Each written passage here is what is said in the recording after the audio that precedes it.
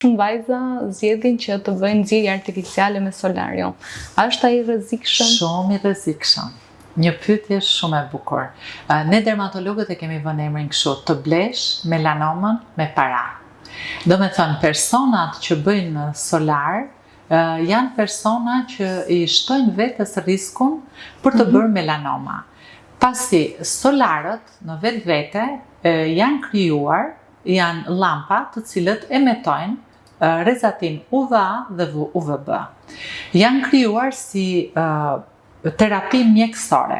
Pra edhe ne e përdorim në dermatologji për të shëruar ose për të ndihmuar përmirësimin e disa sëmundjeve, për shembull vitiligo trajtohet shumë mirë me, nuk është solar, si solari që njihet në gjuhën e madhe, por është fototerapia, pra është dritë për të shëruar, për të trajtuar. Dhe këto fototerapi bëhen me një protokoll shumë rigoroz dhe kjo energji emetohet dhe pastaj shpërndahet në lëkurën e pacientit për të vepruar dhe për të ndihmuar në shërimin e sëmundjeve. Çfarë është bërë pastaj, se çdo gjë në fillim është përdorur si terapi, pastaj është përdorur për biznes dhe për të fituar para.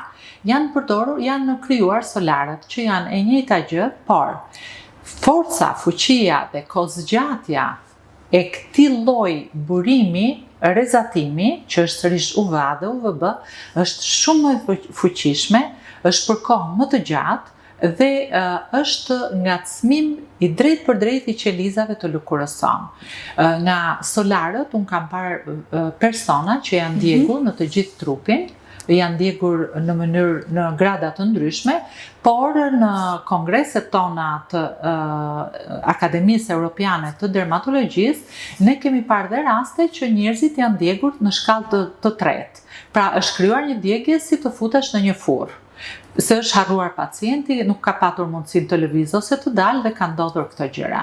Por këto janë gjërat më të rralla. Ndërsa shkaku i melanomës ose formimi i melanomës është i studiuar dhe i mirë studiuar nga rrezatimi me anë të solarëve dhe në disa shtete të botës është hequr përdorimi me ligj.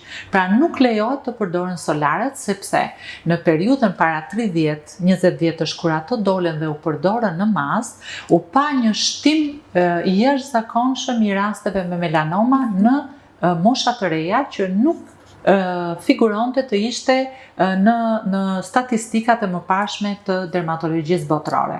Kështu që në disa vende është ndaluar me ligj përdorimi i tyre.